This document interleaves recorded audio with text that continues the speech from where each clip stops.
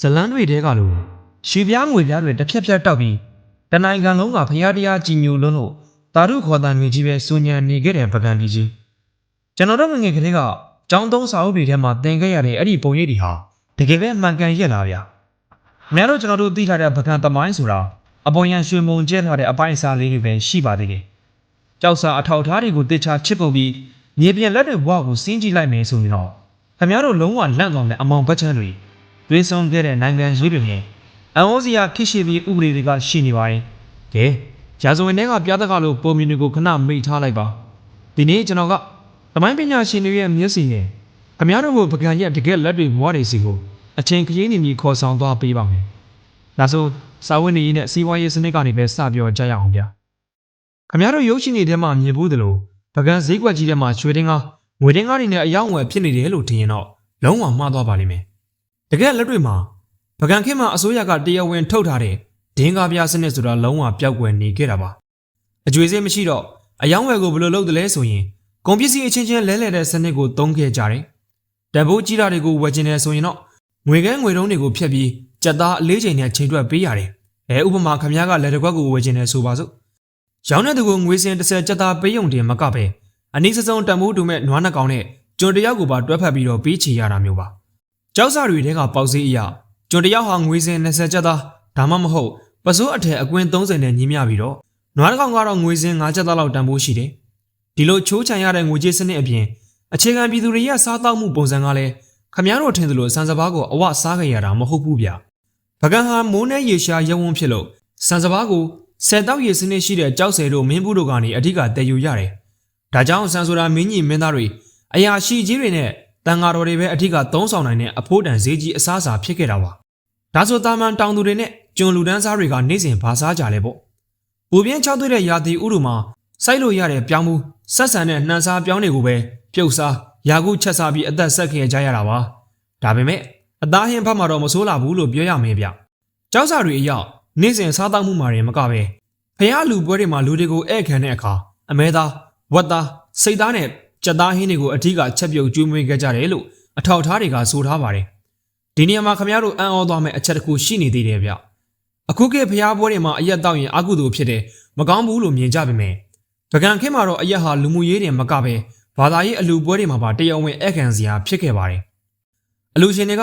ကဖះเจ้าကဆောက်လုပ်ပြီးတဲ့အခါလူတွေကိုတခွားသီးကွန်းစံအသားတွေမကပဲတေနဲ့တံမြင်လို့ခေါ်တဲ့ချက်ရက်တွေကိုပါဘဝလင်းလင်းတောက်ကြဖို့ထဲသွင်းကျွေးမွေးကြောင်းကျောက်စာတွေပေါ်မှာဂုံယုံတွေ့နေစွာရေးထိုးခဲ့ကြတယ်။ခမ ्या တို့စဉ်းစားကြည့်အကျွေးစေးတောင်မရှိပဲ၆သွေကြက်တဲ့ခစ်ကြီးထဲမှာအမျိုးသမီးတွေရဲ့ဘဝကရောဘလို့ရှိနေမလဲ။ယောက်ျားတွေရဲ့ခြေဘွားအောက်မှာပဲပြပြပြီးဒူးထောင်နေရမှာလား။လုံးဝမဟုတ်ဘူးဗျ။ပကံခေရဲ့လူသီးနဲ့တကယ်အံ့ဩစရာအကောင်းဆုံးအချက်ကအမျိုးသမီးတွေရဲ့အခွင့်အရေးဟာခေရှည်ပြေးနေတာပါပဲ။ပကံခေအမျိုးသမီးတွေဟာအိမ်တွင်းပုံးပြီးတင်ငယ်နေကြတဲ့သူတွေမဟုတ်ကြဘူးဗျ။သူတို့ဟာကိုယ်ပိုင်စီးပွားရေးလုပ်ပိုင်ခွင့်ကိုယ်ပိုင်ပိုင်ဆိုင်မှုနဲ့လွတ်လပ်စွာဆုံးဖြတ်ပိုင်ခွင့်တွေကိုဥပဒေအရအပြည့်အဝရရှိထားပြီးသားပါ။ခင်ဗျားတို့ကျွန်တော်တို့ထင်ထားသလိုမျိုးယောက်ျားတွေပေးတဲ့အရာနဲ့မှဘာမစိုးလုပ်ကြတာမျိုးမဟုတ်ပဲအမျိုးသမီးတွေကိုယ်တိုင်လေယာမြေကိုစီမံခန့်ခွဲတယ်။ကိုယ်ပိုင်ငွေကြေးပိုင်ဆိုင်တယ်ပြီးတော့ကိုယ်ပိုင်အမျက်အစွန်းနဲ့ဖះเจ้าငံတွေကိုစိတ်ကြိုက်ဆောက်လုပ်လူတန်းနိုင်တဲ့အထိလွတ်လပ်တဲ့စီးပွားရေးလုပ်ငန်းရှင်ကြီးတွေဖြစ်ခဲ့ကြတာပါ။အိမ်အောင်ရေးကိစ္စမှာဆိုရင်လည်းပိုပြီးတော့ပွင့်လင်းမြင်သာပါသေးတယ်။အိမ်အောင်ပြုတ်တဲ့အခါယောက်ျားဖြစ်သူရဲ့အပိုင်ပစ္စည်းဖြစ်သွားတာမျိုးမဟုတ်ပဲလင်းနဲ့မယားဟာဒန်းတူအခွင့်အရေးရှိတယ်။အကယ်၍လင်မယားချင်းကွာရှင်းပြည့်စဲကြမယ်ဆိုရင်လေခမ ्या တို့အခုခေတ်လို့ရှုပ်ရှုပ်ထွေးထွေးတရားရင်ဆိုင်နေစရာမလိုဘူးဗျ။ပကံခေတ်ဥပဒေအရအိမ်ထောင်တက်တဲ့တခြားရှာဖွေစူးစောင်းခဲ့တဲ့ပစ္စည်းတွေကိုလင်တဝက်မယားတဝက်တိတိကျကျခွဲဝေပိုင်ဆိုင်ခွင့်ရှိတယ်။အစိုးဆုံးအခြေအနေတစ်ခုဖြစ်တဲ့လင်ယောက်ျားတေဆုံးသွားခဲ့ရင်တော့အိမ်ထောင်ဦးစီးနေရာနဲ့ပိုင်ဆိုင်မှုအလုံးဟာဇနီးဖြစ်သူစီကိုဓာတ်ရိုက်ရောက်ပါတယ်။သားသမီးတွေကမိဘခွင့်ပြုချက်မရဘဲအမွေကိုလာပြီးတော့လုံးဝခွဲဝေခွင့်မရှိပါဘူး။ဒါတင်မကသေးပါဘူး။ပကံခေအမျိုးသမီးတွေဟာဩဇာအာဏာအပြည့်နဲ့တိုင်းပြည်ရဲ့တရားသူကြီးချုပ်အစဉ်မျိုးထီတောင်ခန့်အပ်ခံခဲ့ရတဲ့သမိုင်းမှတ်တမ်းတွေလည်းရှိပါတယ်။နိုင်ငံရေးရဲ့နောက်ွယ်ကနေဘရင်တွေကိုကြိုးကိုင်နိုင်တဲ့အထိစွမ်းတဲ့အမျိုးသမီးတွေလည်းရှိခဲ့တာပါ။ဒါပေမဲ့ဒီလိုလွတ်လပ်ပွင့်လင်းတဲ့လူမှုအတိုင်းအဝိုင်းရဲ့နောက်ွယ်မှာတော့သွေးဆုံပြီးကြောက်စရာကောင်းခဲ့တဲ့နန်းတွင်းနိုင်ငံရေးအာဏာလူပွဲတွေကလည်းသမိုင်းတစ်လျှောက်အရေးမဲကြီးတစ်ခုလိုလိုက်ပါနေခဲ့ပါတယ်။ပကံခေရဲ့သမိုင်းစာမျက်နှာတွေကိုလှန်ကြည့်လိုက်ရင်ဖျားတရားကြီးညိုတဲ့ဘရင်တွေအကြောင်းပဲအတွေ့များပါလိမ့်မယ်။ဒါပေမဲ့တကယ်နန်းတော်ထဲမှာတော့ အာနာနဲ့ပလင်အတွက်သားဖာချင်းညီကိုချင်းတပ်ဖြတ်ခဲ့ကြတဲ့အမဲဆက်တွေကသွေးချင်းနီလို့ဗျခမားတို့အံ့ဩသွားမဲ့အချက်ကတော့ဗကန်အင်ပါယာရဲ့ထိမွေနှမ်းမွေစက္ကန့်တဲ့စနစ်ဟာလုံးဝတည်ငြိမ်မှုမရှိပဲလက်ယုံရည်ရှိတဲ့သူကအနိုင်လူတဲ့စနစ်ဖြစ်နေတာပါပဲဒီနေရာမှာအထင်ရှားဆုံးတာရကားတစ်ခုကိုပြပါဆိုရင်ခမားတို့ကျွန်တော်တို့အားလုံးသိကြတဲ့အလောင်းစီသူမင်းကြီးရဲ့ဘဝနီးကုန်းကိုပဲကြည့်ပါတိုင်းပြည်ကိုနှစ်ပေါင်း90ကျော်အုပ်ချုပ်ပြီးအင်ပဒန်တကူထွားခဲ့တဲ့မင်းကြီးဟာအသက်ကြီးလို့နာမကျန်းဖြစ်တဲ့အခါမှာတော့ကိုယ်တိုင်တီခဲ့တဲ့ရွှေကိုကြီးဖျားထဲမှာတာရင်ဖြစ်သူနရသူရဲ့လက်ချက်နဲ့ပဲတေဆုံးခဲ့ရတယ်အာနာရှိမှသားဖတန်ရောစင်းဆိုတာအည်ပျော်သွားခဲ့တာပေါ့ဒါတည်းပဲလားဆိုတော့မဟုတ်သေးဘူးဗျဖခင်ကိုတက်ပြီးနန်းတက်လာတဲ့နရသူမင်းကြီးဟာလေသွေးစွန်းတဲ့လက်နဲ့ပဲတိုင်းပြည်ကိုဆက်အုပ်ချုပ်ခဲ့တာသူဟာနန်းတွင်းကကန့်ကွက်သူမှန်သမျှကိုရရဆက်ဆက်နှိမ်နှင်းခဲ့တယ်လို့နောက်ဆုံးမှာတော့အိန္ဒိယကလာတဲ့တရှို၈ယောက်ရဲ့လောက်ကျန်မှုကိုခံရပြီးနန်းသက်၄နှစ်အောက်မှာတင်အသက်ပြောက်ခဲ့ရပြန်တယ်ဒီလိုနန်းတွင်းအရှုပ်တော်ပုံတွေဟာဘရင်တွေမကပဲနောက်ွယ်ကဩဇာကြီးတဲ့မိဖုရားတွေအမတ်ကြီးတွေရဲ့ကြိုးဆွဲမှုတွေနဲ့လည်းရှုပ်ထွေးနေခဲ့တာပါဆိုတော့ခမားတို့မြင်တဲ့အတိုင်းဗကန်ရဲ့ရွှေပလင်းဆိုတာသွေးကွက်တွေအပေါ်မှာတိဆောက်ထားတာဖြစ်ပြီးတော့အာနာလက်လုံးမခံခြင်းတဲ့စိတ်တွေကြောင့်ပဲနန်းတွင်းဟာအမြဲတမ်းသွေးချောင်းစီးခဲ့ရတယ်ဒါပေမဲ့ဒီလိုသွေးစွန်းတဲ့နိုင်ငံရေးဖျားတရားကြီးညိုလွန်းလာပါတယ်ဆိုတဲ့အလူအတန်းတွေရဲ့နောက်ွယ်မှာတကယ်လူမှုအတိုင်းဝိုင်းတွေကအောက်ခြေပြည်သူတွေရဲ့ဘဝကရောဘလို့ရှိနေမလဲခမားစဉ်းစားကြည့်ဘူးလားအထူးသဖြင့်ဖျားကြုံလို့ခေါ်တဲ့လူဒန်းစားတွေရဲ့ငိုရှိုက်တန်ကဗကသမိုင်းရဲ့အမောင်ဆုံးအပိုင်းအစတွေပဲဖြစ်တယ်ဗျဗကန်ခေတ်ရဲ့အကြီးမားဆုံးအမောင်တုနဲ့မျက်ရည်တွေကိုမြင်ကျင်နေဆိုရင်တော့ဖျားကြုံလို့ခေါ်တဲ့လူဒန်းစားတွေရဲ့ဘဝကိုကြည့်ရပါလိမ့်မယ်ခမားတို့မြင်တွေ့နေကြကြီးကျယ်ခမ်းနားတဲ့ဗကန်ကဖျားပထိုးတွေဟာတာမန်ပြည်သူတွေရဲ့စေတနာတသက်နဲ့တိဆောက်ခဲ့တာမဟုတ်ပါဘူးအဲ့ဒီရွှေထီးဆောင်ဖျားတွေရဲ့နောက်ွယ်မှာလူမှုရေးအရာလုံးဝရုံမထွက်နိုင်အောင်ဖိနှိပ်ခံထားရတဲ့ဖျားကျွန်းတွေရဲ့ဘဝရာနဲ့ချီထောင်နဲ့ချီရှိခဲ့ပါတယ်ဖျားကျွန်းဆိုတာဘာလဲရှင်းရှင်းပြောရရင်ဘရင်နေမင်းကြီးမင်းသားတွေနဲ့တထေးကြီးတွေကဖျားเจ้าငံဆောက်လုပ်တဲ့အခါအဲ့ဒီဖျားကိုထိန်းသိမ်းဖို့တန်ရှင်ရေးလုပ်ဖို့နဲ့ဝကြီးဝငယ်ပြုစုဖို့အတွက်လူတွေကိုလေယာဉ်နဲ့တွဲဖက်ပြီးလူတန်းခဲ့ကြတာပါကြောက်စအထောက်ထားတွေအရအလူရှင်တွေဟာသူတို့ပိုင်တဲ့ကျွန်းတွေကိုငါလူသောကျွန်းဆိုပြီးဖျားထံမှာအပိတိုင်အနံကြတယ်ဒီနေရာမှာအဆိုးဆုံးကဘာလဲဆိုတော့ဒီဖျားကျွန်းဖြစ်မှုဟာခမရတယောက်ထဲနဲ့တင်မပြီးပဲခမရရဲ့သားစဉ်မြေးဆက်အထိပါသွားတာပါဖျားကျွန်းကမွေးလာတဲ့ကလေးဟာဖျားကျွန်းပဲဖြစ်မှာပါသူတို့မှလူမှုရေးအခွင့်အရေးလုံးဝမရှိတော့သလိုတာမန်ပြည်သူတွေနဲ့တန်းနဲ့ဒန်းတူညီမျှဆက်ဆံမှုမရှိတော့ပဲလူမှုအတိုင်းအဝိုင်းရဲ့နှိမ်ချမှုကိုပါခံကြရပါတယ်တချို့ကြောက်စာတွေထဲမှာဆိုရင်လှူဒန်းလိုက်တဲ့ကျွန်းတွေတိုင်းပြည်ကနေထွက်ပြေးသွားရင်တောင်ပြန်ဖမ်းပြီးဖျားမှာပဲပြန်ထားဖို့တိတိကျကျရေးထိုးထားတာတွေရှိပါတယ်ဖျားတရားအတွဲလို့အမိတတ်ထားပေမဲ့လက်တွေ့မှာတော့လူသားတယောက်ရဲ့လွတ်လပ်ခွင့်ကိုတန်ချေချင်းခလိုက်တာနဲ့အတူတူပါပဲဒါဟာပကံခေဘာသာရေးအလှူအတန်းတွေရဲ့နောက်ွယ်ကဖုံးကွယ်ထားလို့မရတဲ့အောက်ခြေလူဒန်းစားတွေရဲ့ငိုရှိုက်တံပဲဖြစ်တယ်ဗျဒါဆိုပကံသားတွေဟာဘာဖြစ်လို့ဒီလောက်အထိဖျားတွေအပြိုင်အဆိုင်တဲပြီးလူတွေကိုပါကြုံဖြစ်လှူခဲ့ကြတာလဲသူတို့ရဲ့ဘာသာတရားယုံကြည်မှုကရောဘလို့ရှိမလဲခမားတို့ကျွန်တော်တို့သမိုင်းပုံမြင်တွေထဲမှာသိထားခဲ့တာကတော့အနော်ရထာမင်းကြီးနံပါတ်ခင်ပကံမှာဘာသာရေးတွေမှားယွင်းနေပြီးအရေးကြီးတွေဟာမတော်မတရားဒုစရိုက်တွေလုပ်နေကြတယ်ပြီးတော့တထုံကအရှင်အရဟံကြွလာပြီးဗုဒ္ဓဘာသာစစ်စစ်ကိုပြောင်းလဲပေးခဲ့တယ်လို့သိထားကြတာဖြစ်တယ်ဗျဒါပေမဲ့တကယ်ပကံခေကြောက်စာတွေနဲ့ပြီးသူကလက်ရာတွေကိုအသေးစိတ်လေ့လာကြည့်တဲ့အခါမှာတော့ဒီပုံမြင်တွေဟာလက်တွေနဲ့လုံးဝကွဲပြားခြားနားနေတာကိုတွေ့ရပါလိမ့်မယ်ပထမဆုံးအချက်ကအရေးကြီးဆိုတော့ခမားတို့ထင်သလိုမျိုးစုံကဝေလိုလူစောကိုင်းလိုဖိုက်တာတွေမဟုတ်ဘူးဗျသူတို့ဟာအိန္ဒိယမြောက်ပိုင်းနဲ့တိဘက်ဒေသကနေစိတ်ဝင်လာတဲ့မဟာယာနဗုဒ္ဓဘာသာဝင်အယူအဆတွေနဲ့ဒေသခံနှကုတ်ကွယ်မှုတွေရောနှောနေတဲ့ဗုဒ္ဓဘာသာဂိုင်းခွဲတစ်ခုဖြစ်တယ်ဗျနော်ထာမင်းကြီးကအရှင်အရဟံနဲ့ထေရဝါဒဗုဒ္ဓဘာသာကိုတိုင်းပြည်ရဲ့တရားဝင်ဘာသာရေးအဖြစ်သတ်မှတ်လိုက်တာမှန်ပေမဲ့အရေးကြီးကတော့လုံးဝမျိုးတုံးအောင်တက်ပစ်လိုက်တာမျိုးတော့မဟုတ်ပါဘူးအနော်ယထာခေတ်နောက်ပိုင်းဘရင်တွေအထိအရေးကြီးတွေဟာပကံလူမှုအတိုင်းဝိုင်းထဲမှာဩဇာရှိရှိနဲ့ဆက်လက်တည်ရှိနေကြတာကြောက်စာတွေထဲမှာအထင်ရှားရှိနေပါတယ်နောက်ပြီးပကံသမိုင်းမှာအမြဲတမ်းပုံဖြတ်ခံရတဲ့အချက်တစ်ခုကပန်းဦးလူချင်းဆိုတဲ့စနစ်ကြီးပါ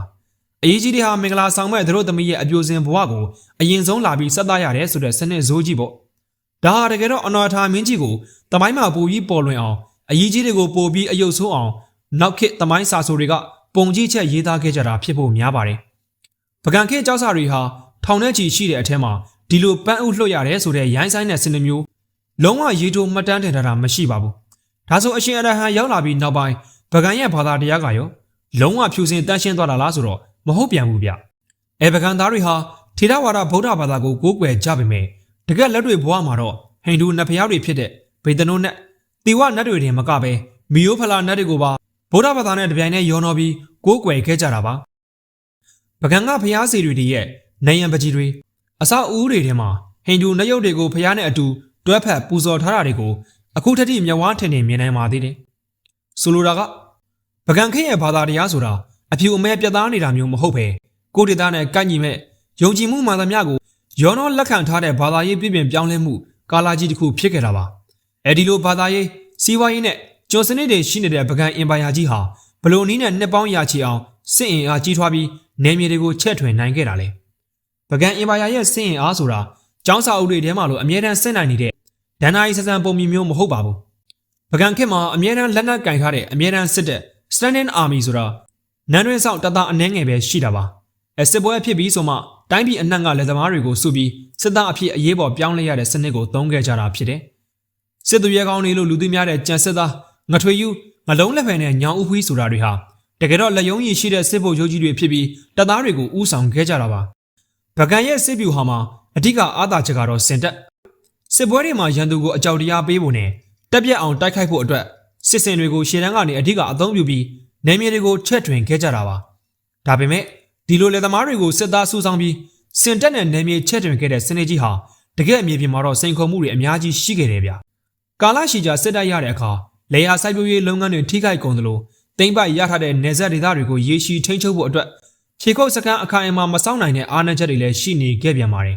ဒီလိုစစ်ရေးစနစ်နဲ့နယ်မြေတွေချက်ထွင်နေတဲ့အချိန်မှာပဲပကံအင်ပါယာကြီးရဲ့အတွင်းပိုင်းတရားဥပဒေစိုးမိုးရေးနဲ့ရာဇဝတ်မှုတွေကိုနှိမ်နင်းတဲ့အပြစ်ဒဏ်ပေးစနစ်ကတော့ခမည်းတော်ထင်ထားတဲ့ပို့ပြီးတော့ပြတ်သားသလိုတချို့နေရာတွေမှာဆိုရင်လည်းအံ့ဩစရာကောင်းလောက်အောင်ထူးထူးခြားခြားရှိနေပြန်ပါတယ်ပကံခက်မှာလူသက်မှုဓမြမှုခိုးမှုစတဲ့ရာဇဝတ်မှုကြီးတွေဖြစ်ပွားလာရင်အဓိကကန်ထွယ်ပြေရှင်းရတာကတော့ဓမ္မသက်ကျမ်းတွေနဲ့တိုင်းပြည်ကခန့်အပ်ထားတဲ့တရားသူကြီးတွေပဲဖြစ်ပါတယ်အဲသူတို့ရဲ့ပြည်ထောင်ပေးစနစ်ဟာပြစ်မှုကျူးလွန်သူတွေမကပဲတမိသားစုလုံးပြာကျသွားစေနိုင်တဲ့အထိပြင်းထန်လွန်းလာတယ်အထူးသဖြင့်ခိုးမှုကျူးလွန်တဲ့သူတွေကိုပကံဥပဒေကလုံးဝညှာတာလေးမရှိပါဘူးခမည်းကသူတစ်ပါးရဲ့ပစ္စည်းဥစ္စာဒါမှမဟုတ်ကျွဲနာတွေကိုခိုးယူမိတယ်ဆိုရင်ကိုခိုးယူလိုက်တဲ့ပစ္စည်းတန်ဖိုးရဲ့6စာကနေ10ခန်းအထိပြန်လည်ပေးရတဲ့စနစ်ရှိပါတယ်တကယ်လို့ခိုးတဲ့သူကစင်းရဲလုံးလို့ဒီလောက်များပြားတဲ့ငွေကြေးကိုမပေးနိုင်ဘူးဆိုရင်တော့သူ့ရဲ့လွတ်လပ်ခွင့်တွေကိုချက်ချင်းရုပ်သိမ်းလိုက်ပြီးပိုင်ရှင်ရဲ့အိမ်မှာကျုံအဖြစ်တသက်လုံးလှုပ်ကြွေးရပါတော့တယ်အစိုးဆုံးကတော့ဖះเจ้าကန်တွေကပစ္စည်းတွေကိုခိုးယူတဲ့သူတွေပါပဲအဲဒီလိုလူမျိုးတွေကိုတော့တာမန်ကျုံအဖြစ်တင်မကပဲဖះကျုံအဖြစ်သားစင်မြေဆက်နှိမ့်ချပစ်တဲ့အပြင်တေတံအထိပါပေးလီရှိပါတယ်ဒါတွေမကနိုင်ငံတော်ပုံကံမှုဒါမှမဟုတ်ဘရင်ကိုသက်စာဖောက်တဲ့ရာဇဝတ်မှုကြီးတွေမှာဆိုရင်ပြည်ထောင်ကပို့ပြီးတော့တောင်ရက်ဆက်ပါသေးတယ်အပြစ်ရှိတဲ့သူတယောက်ကိုပဲတတ်တာမဟုတ်ပဲဆွေ90ဆက်မျိုး90ဆက်အထိပါဝင်ပတ်သက်သူမှန်သမျှကိုတေတံပေးတာဒါမှမဟုတ်သားစင်မြေဆက်အောက်ခြေကျုံလူတန်းစားအဖြစ်တတ်မှတ်ပြီးနယ်နယ်တန်းပေးတာမျိုးတွေအထိတိတိကျကျလှုပ်ဆောင်ခဲ့တာပါဒါပေမဲ့ဒီလိုပြင်းထန်တဲ့ပြည်ထောင်တွေကြားမှာပဲပကံဥပဒေရဲ့ထူးခြားချက်တစ်ခုကတရားစီရင်တဲ့အခါမှာတပ်တွေအထောက်အထားခိုင်လုံမှုမရှိရင်အဓိဋ္ဌာန်ပြုဆောင်ရွက်ပွဲလို့ခေါ်တဲ့စနစ်တွေကိုသုံးခဲ့ကြတာပါဥပဒေအရဘသူမှားတယ်လဲမှန်တယ်လဲဆိုတာကိုခွဲခြားရခက်တဲ့အခါတန်ဘူးကိုလက်နိုင်ကန်ခိုင်းတာဒါမှမဟုတ်ရေကန်ထဲမှာငုံခိုင်းပြီးဘသူကရေထဲမှာပိုပြီးကြနေနိုင်တယ်လဲဆိုတာကိုကြည့်ပြီးတရားသူကြီးတွေကအမှားအမှန်ကိုဆုံးဖြတ်ခဲ့ကြတာဖြစ်ပါတယ်ဒါဟာအခုခေတ်လူတွေအတွက်တော့မတရားဘူးလို့ထင်ရပေမဲ့အဲ့ဒီခေတ်ကလူတွေကတော့နတ်တွေဝါတွေဟာအမှန်တရားကိုဖော်ထုတ်ပေးတယ်ဆိုပြီးလုံးဝယုံကြည်သက်ဝင်ခဲ့ကြတာဖြစ်တယ်ဗျအဲဒီလိုတရားဥပဒေနဲ့စနစ်တကျထိန်းချုပ်ထားတဲ့တိုင်းပြည်ကြီးဟာရာစုနှစ်အနည်းငယ်အတွင်းမှာလည်းလုံးဝအားရင်ချိနေပြီးဘာကြောင့်ရုတ်တရက်ပြိုလဲကြားဆုံးသွားခဲ့ရတာလဲပကံအင်ပါယာကြီးရဲ့နောက်ဆုံးဒီကုန်းကြားဆုံးသွားခဲ့ရတဲ့တကယ်အကြောင်းရင်းဟာခမည်းတော်ထင်သလိုမျိုးတရုတ်မွန်ဂိုစစ်တပ်ကြီးကပဲလာရောက်တိုက်ခိုက်လို့တယ်မဟုတ်ပါဘူးစစ်မဖြစ်ခင်ကတည်းကတိုင်းပြည်ရဲ့အတွင်းပိုင်းစီးပွားရေးနဲ့ဘာသာရေးစနစ်တွေကြောင့်လုံးဝအစိမ့်သိမ့်ပြီးပြိုလဲလူနီးပါးဖြစ်နေခဲ့တာပါအဓိကတရားခံကတော့ပကံခေတ်ရဲ့လွန်ကဲလာတဲ့ဘုရားကျောင်းငံလှူဒန်းမှုစနစ်ပဲဖြစ်ပါတယ်ပကံခေတ်ကဘုရင်တွေမိဖုရားတွေနဲ့အရာရှိကြီးတွေဟာတန်တရာအတွက်ကုသိုလ်ရကျင်စောနဲ့သူတို့ပိုင်တဲ့လေယာတွေကျွန်းတွေကိုတန်ဃာတော်တွေနဲ့ဘုရားကျောင်းငံတွေစီအပိအပိုင်လှူဒန်းခဲ့ကြတယ်အဲဒီနေရာမှာပြဿနာကဘာလဲဆိုတော့သဒ္ဒနာပိုင်မြေဖြစ်သွားတဲ့လေကွင်းတွေအစအုံတွေနဲ့အလုပ်လုပ်ရမယ့်ကျွန်းတွေစီကနေနိုင်ငံတော်အစိုးရကအခွန်ကောက်ပိုင်ခွင့်လုံးဝမရှိတော့ပါဘူးဆယ်စုနှစ်များစွာဒီလိုဆက်တိုက်လူဒန်းရင်းနဲ့ပဲ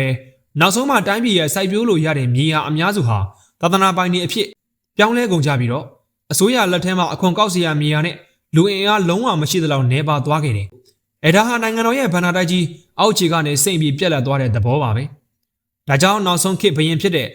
နရသီဟပရိမင်းလက်ထက်မှာတော့စစ်တပ်ကိုထောက်ပံ့မှုနေနေသားတိုင်းပြည်ကိုစနစ်တကျပြန်လည်လက်ပတ်ဖို့တောင်စီးပွားရေးအရာအကြီးအကျယ်ချိနေနေခဲ့ပါပြီဒီလိုအတွင်းပုတ်နေတဲ့အချိန်ကြမှာအပြင်ကနေတနက်တန်ထက်ကြောက်စရာကောင်းတဲ့မွန်ဂိုမြင်းစစ်တီတော်ကြီးတွေဟာပကံနယ်ဆက်ကိုချင်းကပ်လာခဲ့တာပါစီးပွားရေးပြက်ကွက်နေလို့စစ်သားတွေကိုရိတ်ခါနဲ့လစာကောင်းကောင်းမပေးနိုင်တော့တဲ့ပကံတက်မတော်ဟာမွန်ဂိုတွေရဲ့စနစ်ကျတဲ့စစ်ဗျူဟာခင်မီလှန်စွတ်မြားမိုးတွေအောက်ဆင်းမြေပြင်တိုင်းချင်းမုံချင်းခံလိုက်ရပါတယ်နောက်ဆုံးမှာတော့ဘရင်ကိုယ်တိုင်မျိုးတော်ကိုစွန့်ခွာထွက်ပြေးခဲ့ရပြီးရာစုနှစ်ချီခမ်းနားခဲ့တဲ့ပကံအင်ပါယာကြီးဟာအပိုင်းပိုင်းအဆအဆကွဲထွက်ပြီးသမိုင်းကလကာနောက်ွယ်ကိုရောက်ရှိသွားခဲ့ရပါတယ်ဒါဟာကျွန်တော်တို့ဂုဏ်ယူနေကြပကံရွှေပြည်ကြီးရဲ့နောက်ွယ်ကသမိုင်းပညာရှင်တွေထုတ်ဖော်ထားတဲ့ခါးသီလာတဲ့အမှန်တရားတွေပဲဖြစ်ပါတယ်